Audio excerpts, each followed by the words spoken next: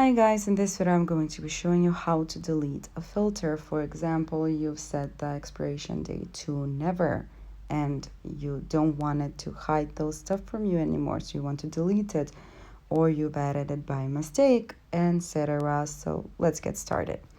First, to do that, we have to go to our settings, and we're gonna do that by selecting the icon in our top right corner. Over here, we're gonna slide down to account settings. So we're gonna select that. Next, we're gonna click on continue.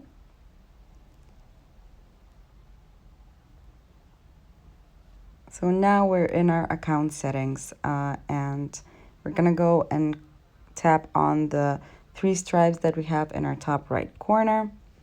And from here, we're gonna select the fourth option that we have. It's called filters. So it's taking us to our filters, and as you can see, we only have one filter and we want to delete it for this video's purposes.